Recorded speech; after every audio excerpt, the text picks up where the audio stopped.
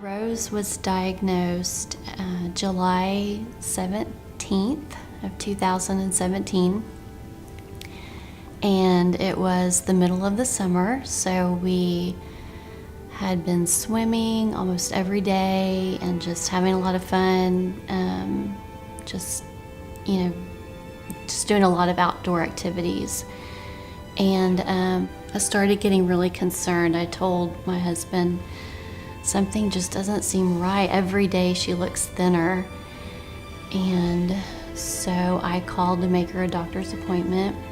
They said, well, we can get her in about 3 days.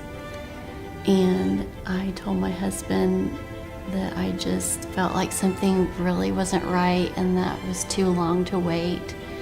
So I called a friend whose husband is a physician, and he called her back and told us to take Rose to the emergency room right away. And we found out that she had an A1C of 12.7. So her blood sugar was pretty high for a while, and we did not know it. The hardest part of the journey was seeing all the symptoms, but almost just coming up with reasons that's why this was happening. The excessive thirst, the wetting of the bed. And so when you get to the hospital and they tell you, your daughter has type 1 diabetes, it's a lot to take. No matter what the disease is, to hear that there's something wrong with your kid, and you literally have no idea of how to care for them at that particular time, was tough. It was very difficult. She would run from us. She would hide under the table. She would hold the leg of the table. She would scream. She didn't want to come out because she hated getting shots. She had some days where she would sit in the corner and cry, and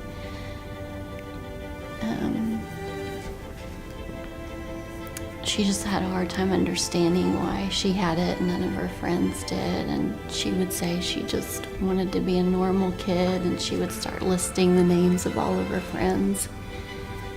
She would just say, just say, Mommy, why do I have to have this? I don't want to have it anymore. I don't want to have it anymore. And that's tough to have your child look at you and say, why me? And not being able to really give them an answer. It's just the way it is. That's hard to swallow when you have a sweet 7-year-old daughter looking at you saying things that, well, I don't want to do this. I don't want to go forward with this. It's tough to process. I don't know if people out there understand that type 1s need insulin more than they need food, and it's so expensive. All the supplies that go into it, the needles, the glucose meters, she's going to have to take insulin multiple times a day, every day. When you really start looking into it, it's like, okay, this is things that are going to be every day, every month, every year for the rest of her life. And when you start putting a calculator to it, it's very alarming, because you tally it all up, and in some cases it's more than some people make in a year. There's a lot of people that are not going to be able to afford the care for something that they have to survive.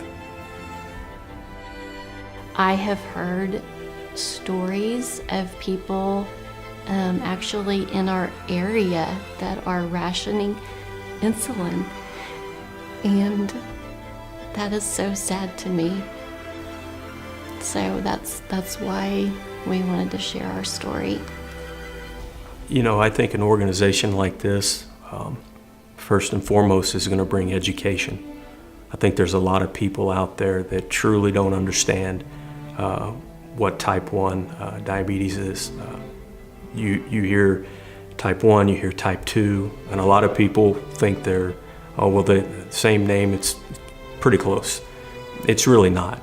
And I think with an organization like this, bringing forth, education to people, helping them understand that they're not.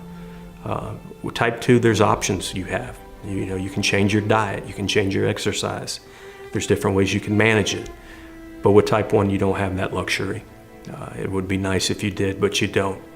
And so I think through this, I think driving awareness and education will help hopefully be able to bring some change to the overall cost and how you care for individuals with type 1 diabetes.